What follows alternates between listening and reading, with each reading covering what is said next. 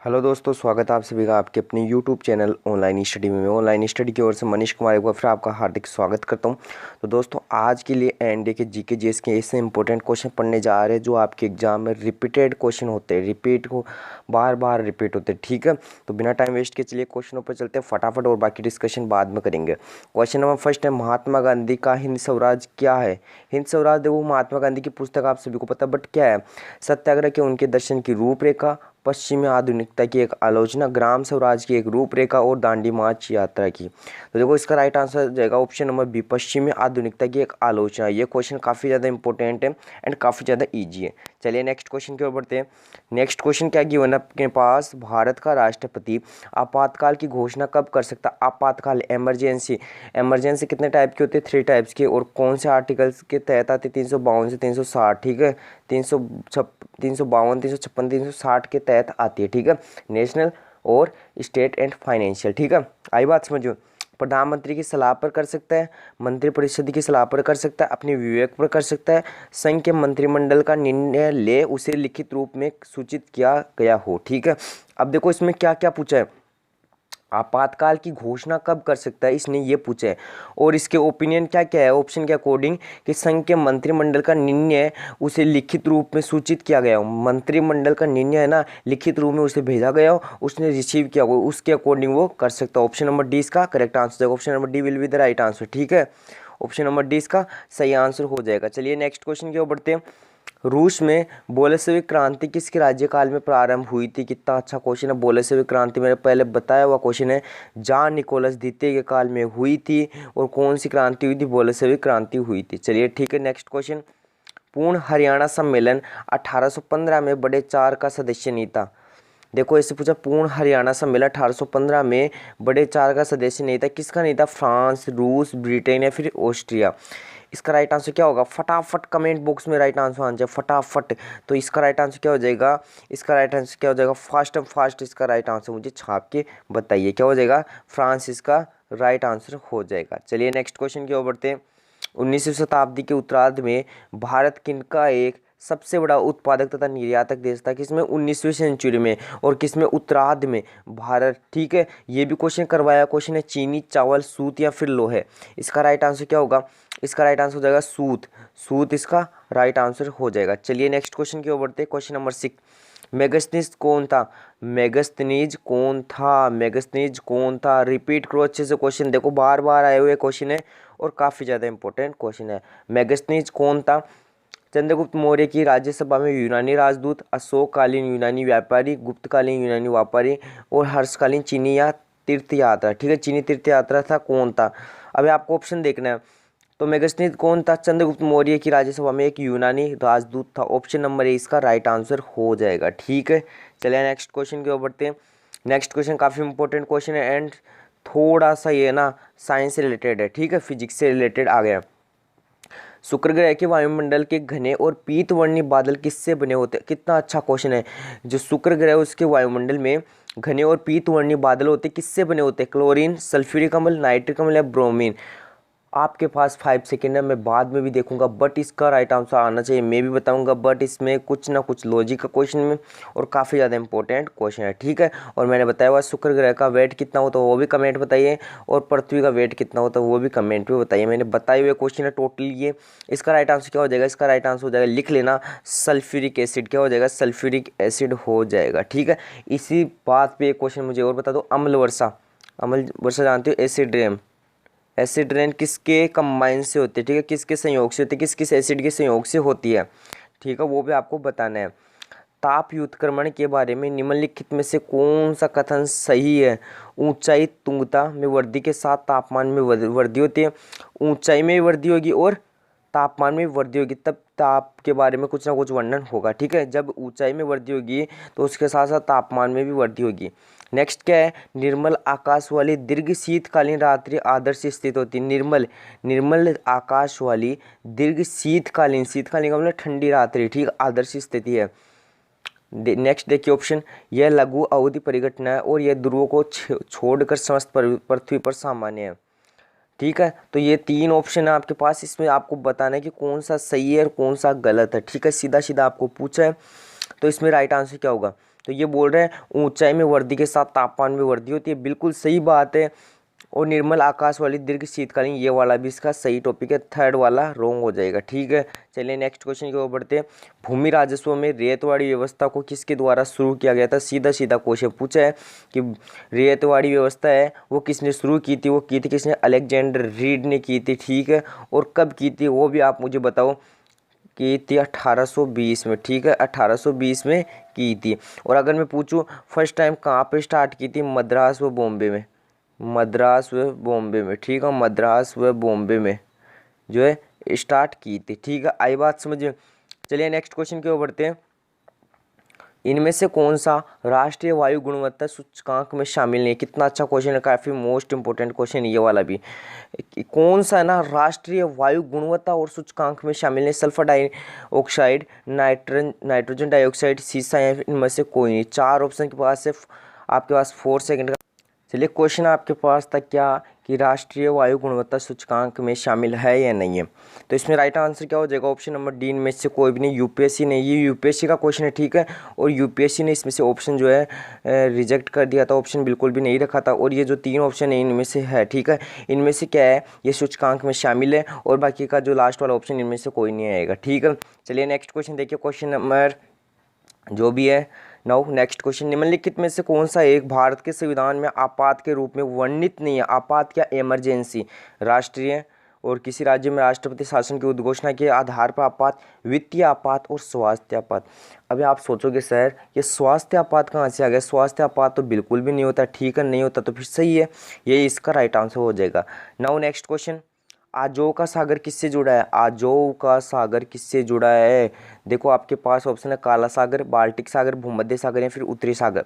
मुझे आप comment box में बताओ, है ना, आप मुझे कमेंट बॉक्स में बताओगे आप कि है ना, हाँ, national space day, national space day, national space day कब मनाया जाता है? ठीक है, और इसी बार बनाया गया है और अगले अब से बनाया जाएगा कंटिन्यू। ठीक है, और मुझे ये बताओ चंद्रयान 3 जहाँ पे लैंड हुआ था उस पॉइंट को क्या कहते हैं? एंड चंद्रयान 2 जहाँ पे क्रैश हुआ था उस पॉइंट को क्या कहते हैं? आजो का सागर किससे जुड़ा है दोस्तों? काला सागर से जुड़ा है, ये भी आप नोट कीजिएगा। ठीक है, और ये काला सागर है किसके बीच में? लिखो यूरोप एंड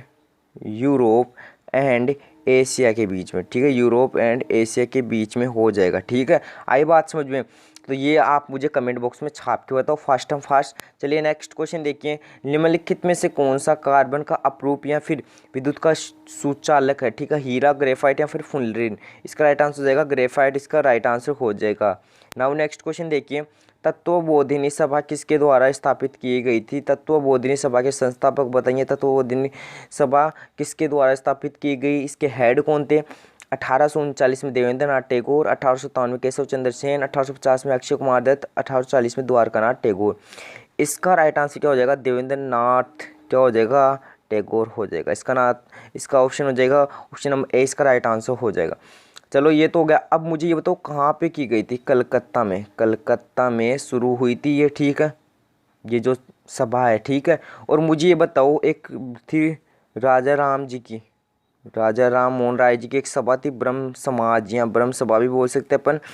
वो कब हुई थी वो मुझे बताओ आप कमेंट बॉक्स में छाप के। वो हुई थी 1828 में। ठीक है, वो हुई थी 1828 में हुई थी। Now next question. पहली शताब्दी में निम्नलिखित में से कौन रोम में भारतीय निर्यात की एक प्रमुख वस्तु नहीं थी? रोम में भारतीय निर्यात की एक प्रमुख वस्तु नहीं थी। थी नहीं बोल रहा, नहीं थी बोल रहा है।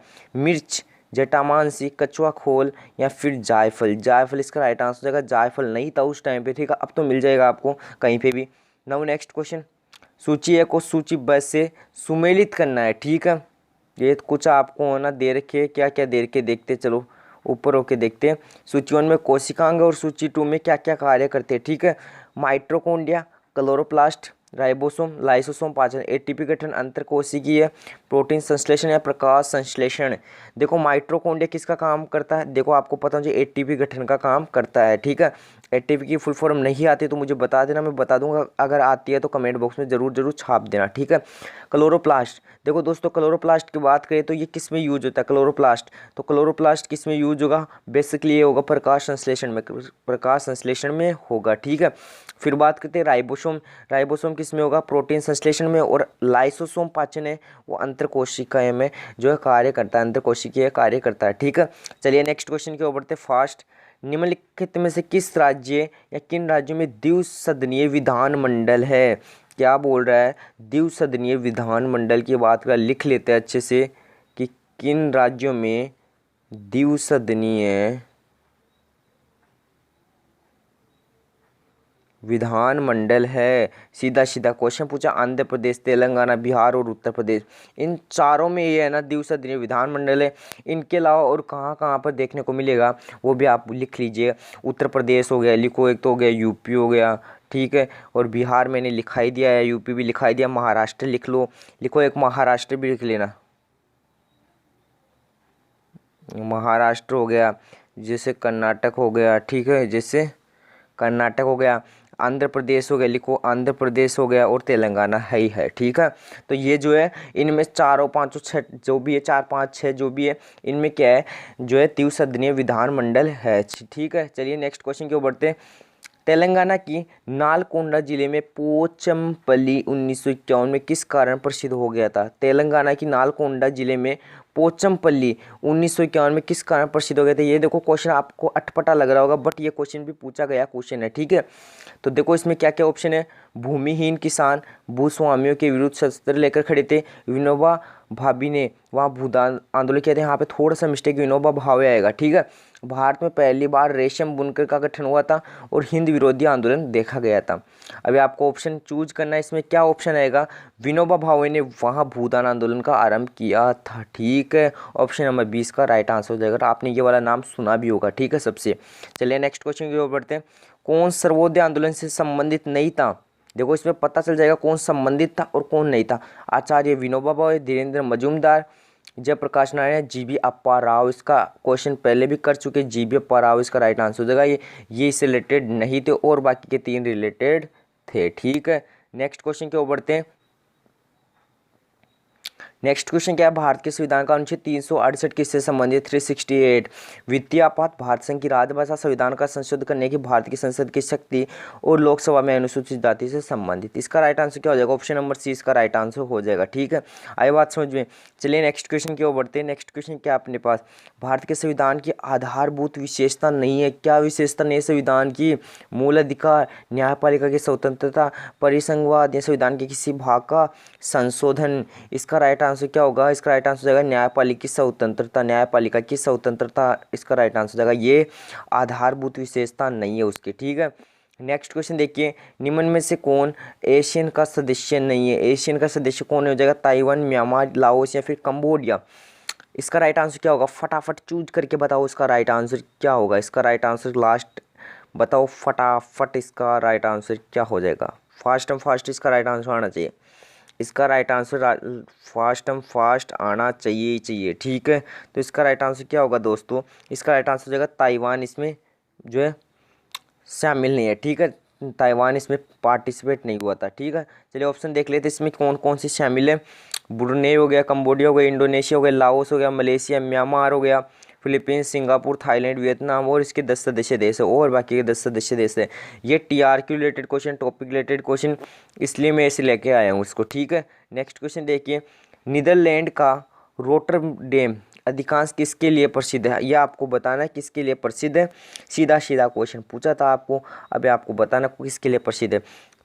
पोत निर्माण के लिए, पोत निर्माण के लिए प्रसिद्ध हो जाएगा, ठीक है। नेक्स्ट क्वेश्चन है नहीं, इतने ही क्वेश्चन थे अपने, ठीक है।